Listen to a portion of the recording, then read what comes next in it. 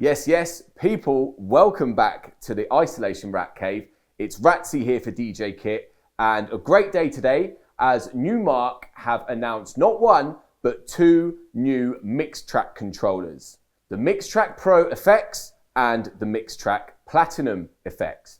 Now, big up to Numark because they've sent me both of the controllers ahead of the announcement to have a little play with, do a little demo, do a little review. As you can see, I've got the Mixtrack Platinum FX here in this video. So what I like to do whenever a new product comes out like this, I start off with an unboxing so you can see exactly what you get when you buy the controller, and then I'll take a little look at the controller itself with the features and all that jazz. So let's get straight into it. Okay, so the Mixtrack Platinum FX then. Let's get this bad boy out. It's always tricky part getting the polystyrene out here. Right, okay, so there's the controller itself, and then the what it comes with here. So I'll just pop this box under there. Right, let's start off what controls, what wires and cables and stuff this comes with. So first things first, your USB cable. Now, this controller and the Mixtrack Pro FX controller are both Serato controllers. So they are powered by the laptop that you plug them into. So they don't have a power plug to go into the wall. It's enough power from your laptop to power the controller. So the only source of power cable that you need is this USB cable. Then also,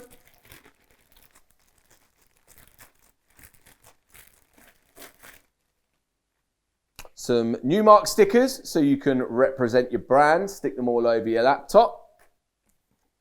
You've got the Numark Serato DJ Lite instructions, so how you actually download Serato DJ Lite so you can use it on the controller, safety instructions, and then the user guide or the manual. So that's what comes in that little polystyrene bag there. Now let's have a look at the controller itself.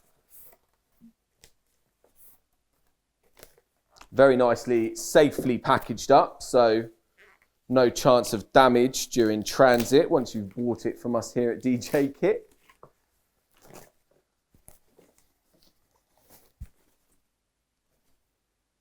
Here we go. So there it is, brand spanking new, the Mixtrack Platinum FX. I'm just going to do my favorite bit here, which is to peel these bits off. Whoa, don't you love it? Peel those bits off of the controller. So yeah, you can see it's brand spanking new.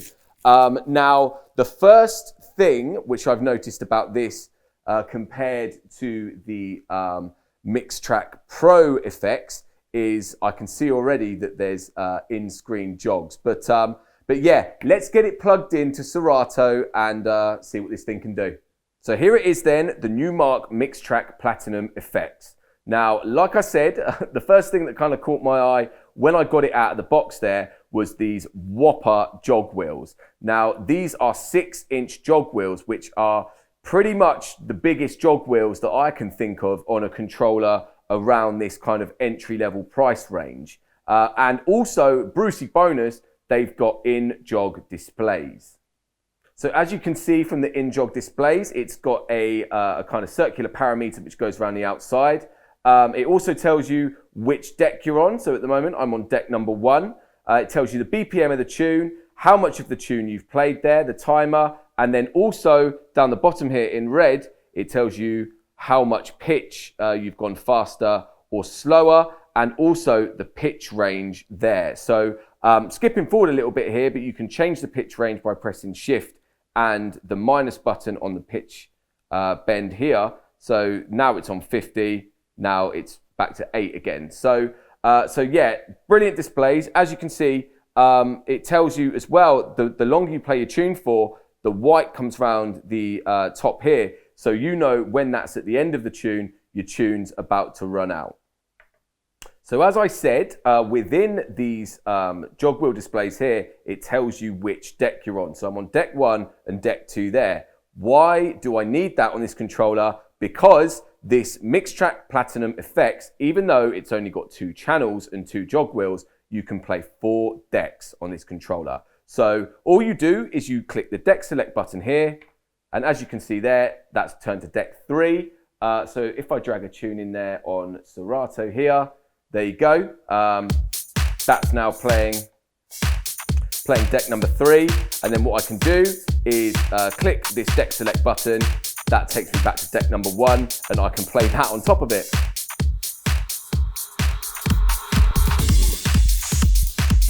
Obviously, that sounded absolutely horrible, but you know, by the by. So yeah, you can play deck 1 and deck 3 on this jog here, and deck 2 and deck 4 on this jog over here. So that is your deck select button down there, where you switch from deck 1 to 3 or deck 2 to 4 over this side, but it's also where you turn the scratch mode on and off. Now, these jog wheels are capacity touch jog wheels, so it means that when you touch them, you can scratch on them. They act like a vinyl would if you touched a vinyl. But if that's not your thing, you can turn that off. Hold shift and you hit that scratch button. So if I just show you what it sounds like with the scratch on, it means that when you touch the top of the jog, you can literally play it like a vinyl. But now if I press shift and the scratch button or the deck select, when I touch the top now, that slows the tune down or speeds it up instead of making it sound like a vinyl.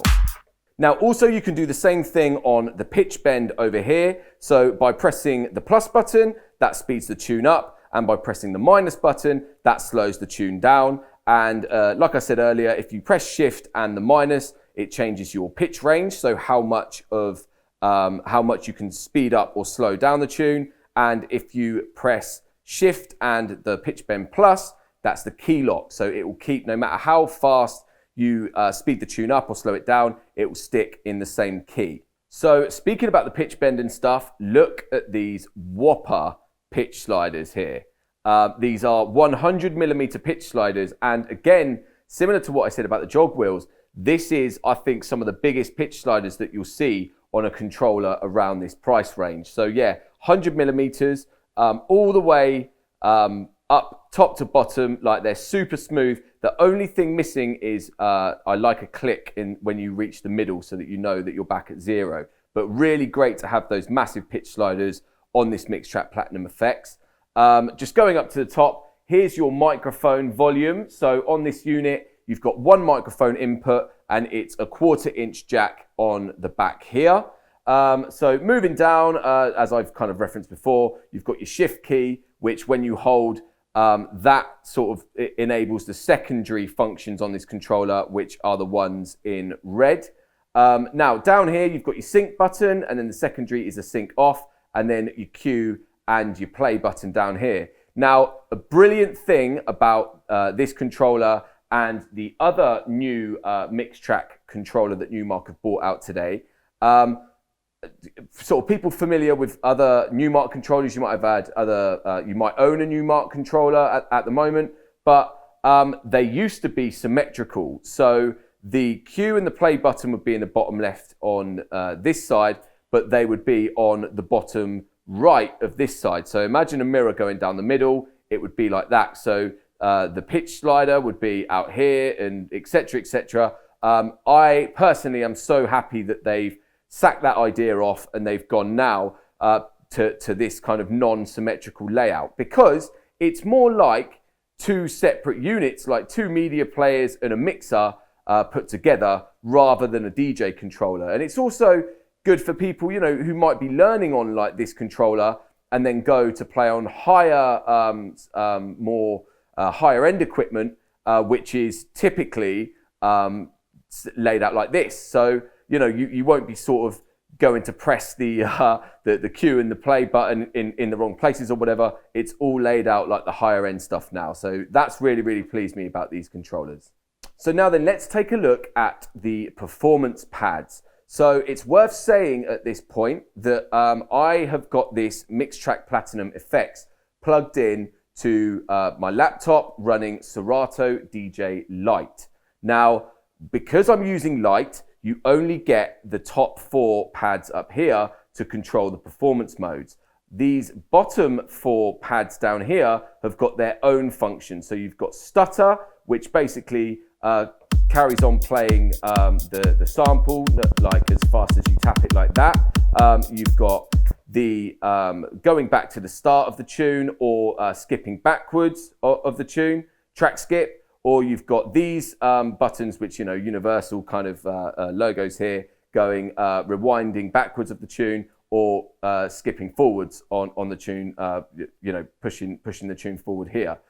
So yeah, only the top 4 pads here work with the performance modes in Serato DJ Lite. However, a little hack for you, when you're using this controller in Serato DJ Pro, you get access to all 8 pads. So let me go through the performance modes here to use that as an example. So you've got Q, which is you know, just putting hot cues in. So you find a point in the tune that you want to put in a hot cue.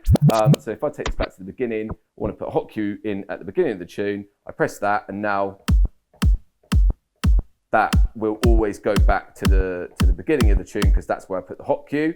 To delete a hot cue, by the way, you press Shift and click the hot cue. So yeah, you've got 4 here.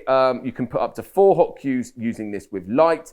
When you're using it with Pro, Serato DJ Pro, you get 8 hot cues. So you can add hot cues down the bottom here as well. Now with Auto Loop, each pad is a different auto loop. So it starts off at 1, goes to 2, 4, and then 8. That's on Lite, using Serato DJ Lite. On Pro, you get bigger loops down the bottom, as obviously you get access to an extra 4. The loops get bigger as it goes on. So that's the auto loop mode. Now, fader cuts. This is a brand new feature on these Numark controllers. Now, I'm actually going to go over here for the fader cuts. Worth saying at this point as well, obviously, all, the 4 performance modes are the same on each deck. So if I go over here, because I've got a scratch sample over on this side. So fader cuts, basically what it does, the pads will mute and unmute the deck's audio in like a way that emulates crossfader movements. So basically, it's like different transform effects. So just an example of that, I will get my scratch sample. Okay, so I've got my scratch sample here. What I'm actually going to do is I'm just going to put that on a loop using this auto loop function. So I want that on a, let's have a 1 bar loop there. So there you go. So now I'll go over to fader cut. And the first pad here is a 1-click flare. The second pad is a 2-click flare. The third is a 3-click flare. So getting faster here. And the fourth is a 4-click flare, otherwise known as a crab. So a really cool thing to have, you know, to kind of learn how to scratch. You can put it in your sets already pre-made just by pressing the buttons, or, you know, a good way to learn by sort of trying to copy the scratch once you've heard it. So, you know, sounds really good when you're sort of playing up and down, playing with the jog wheel.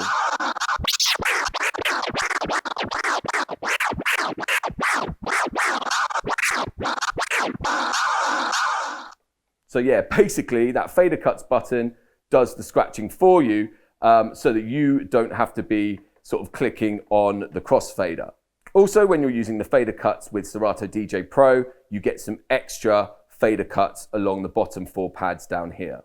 Now, finally, the sample along here, pretty self-explanatory. It triggers samples within Serato. So back over to this deck here so I can show you the manual loop function. So basically what this does is you can set like a set loop here just by clicking the button. That will put in a loop for you, and then you can make the loop bigger or smaller using these buttons down here. So this button halves the loop, and that button doubles the loop. So, you know, really great for sort of looping in the start of a tune. That's how I like to mix, get a loop going, get the tune in time, and then once you're happy, you click that to take the loop out, and then you drop your tune. So the secondary functions of this loop section is physically putting in a manual loop. You press shift and the half, which starts the loop, that's your in, and then you keep on holding shift and press the ×2, which is the out. So basically loop start, loop out. And then the secondary function on this loop button here is a reloop. So basically you hold shift, hit that, and it will go back to whichever loop you had last. So that's the deck section. Now let's take a look at the mixer section. So down the bottom here, you've got your crossfader, which basically, for those that don't know, when it's all the way over here, you can hear deck number 2 or over this side.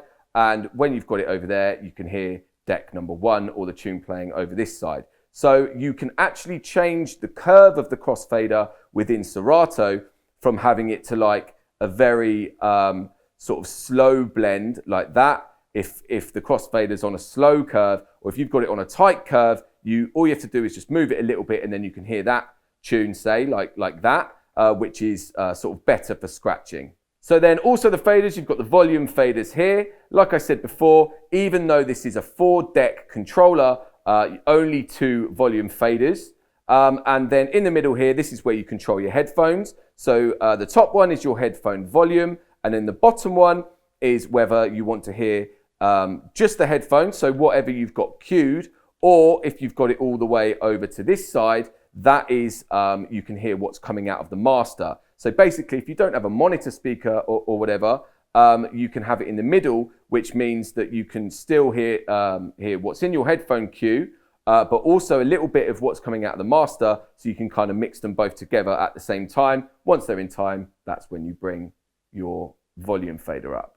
So now let's go to the real good stuff on this mixer. Now, for those of you that know your Numark products, you'll probably agree with me that this effects section here looks just like the Numark scratch mixer. So we've got 6 effects here. They are all Serato effects, and they are controlled by these paddles. Now, the great thing about this mixer is you don't see, I mean, I can't think of another controller around this price point which has got the paddles, because paddles are more common amongst kind of higher end battle scratch mixers. So basically, this is how you turn the effects on. You turn the effect on by flicking it up, which holds the effect on, or you can one-shot it by just pushing it down like that. So I'll go through the effects to give examples. Just start that tune off like that. So the first effect is a high-pass filter. So select your effect like that, and then put it on. Then up here, you've got your dry and your wet. So that's how intense the effect is in the mix. So dry is like nothing, and then wet, a lot of high pass filter there. Then you've got low pass filter. Again, a lot of it, and then none of it there. Next up, you've got the flanger. So if we put a lot of that in. Now also, you've got the beats button here. Now this is like the beats of the effect. So with a flanger, I always think it's better with a longer rather than a short. But yeah, that's where you control the beats. And then if we go under here now to the echo, this is a better example to hear the beats really. So if I make it, that's a smaller beat, and then getting bigger. Now you've got reverb.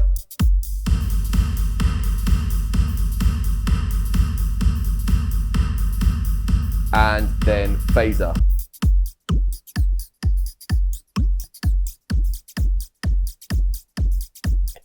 So yeah, that's how you, as you can see there, I've just left the effects on by having the paddle clicked up, but you can just one-shot it like that. So if I use an echo as an example, just get it on. Okay, so that's it, just on hold up here, or then you can just flick it down. So like I say, you know, that's a really good function that you see on like higher end battle scratch mixers, because like when you're scratching and stuff, it's quicker just to be able to sort of hit a paddle to turn your effect on. Also above here, you've got your tap button. So if your effect isn't in time with your tune for any reason, you can actually physically tap the beats of the tune so that it's nice in time and it sounds perfect. Now, just while we're on the effects, even though there is a high pass and a low pass filter within the Serato effects here, there are dedicated filter knobs for each channel here. So again, that's the high pass up there going that way, and then low pass going down there. So you've got one of them for each channel as well as the ones up here. But what it means that you can do as well is you can actually use the filter effect with these effects up here. So if I do a filter and an echo,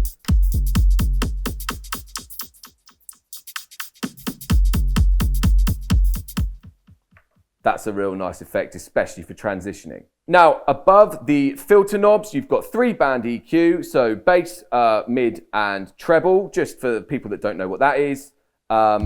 Basically, you can turn the bass up or take it down, so sort of good for mixing, you know, when you're mixing two tunes together. Sort of real good, simple, effective way to mix two tunes together is by just cutting the bass out, cut the mid out like that, and cut the treble out like that. Again, obviously you can turn them up. And then above is your level here, which is like kind of like the gain or the volume of the channel.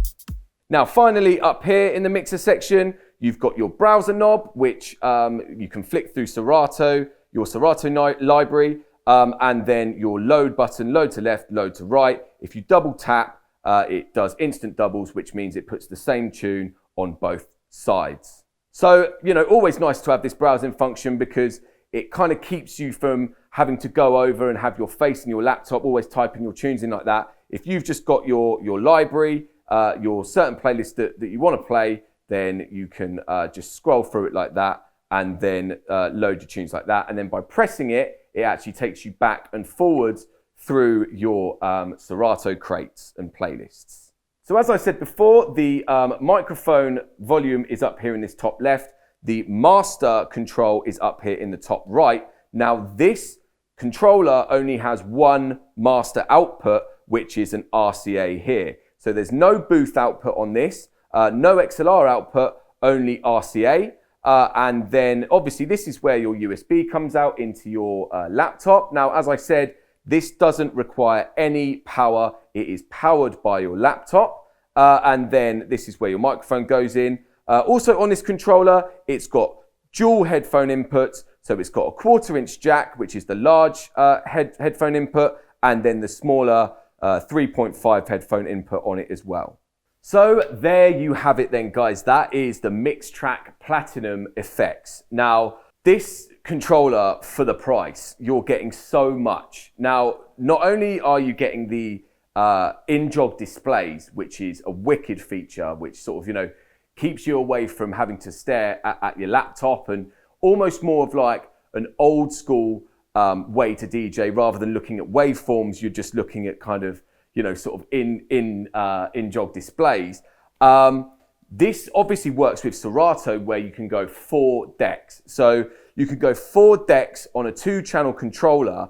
But also the thing about using this controller with Serato and also using the Mixtrack Pro FX with Serato is Serato's streaming capabilities. So what you can do is you can use Tidal, for example, which, or you know, you just need an internet connection and you can play pretty much any tune you want by streaming it through Tidal. Now that works both on Serato DJ Lite and Serato DJ Pro.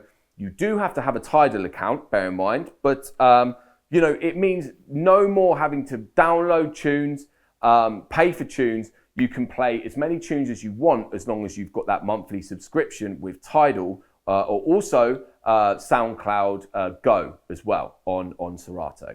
So, you know, another highlight for me about this controller, like I said, the in-jog displays are awesome. The jog wheels themselves, the size of them, you know, that's a massive plus for me. And the size of the pitch faders, having those 100mm pitch faders is such a great feature on this controller. But also the mixing section, you know, having the paddles, which like I say, they're more common on a high-end controller, like a high-end battle mixer, sorry.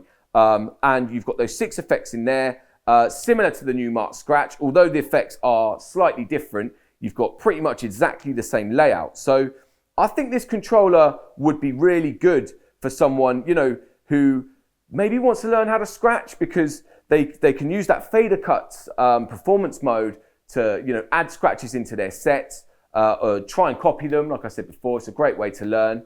And, you know, to move up down the line, once you're used to this and you want to sort of upgrade to maybe onto vinyl or some media players, and you're looking at a mixer, it's going to be the Numark Scratch after getting used to this. So thanks very much for watching, guys. If this has been helpful, feel free to tag people in it, share it to people, like the video, and also remember to subscribe to the DJKit channel. There's plenty of other videos on there from me, product reviews, demos, all that jazz. So thanks very much for watching. Until next time, peace.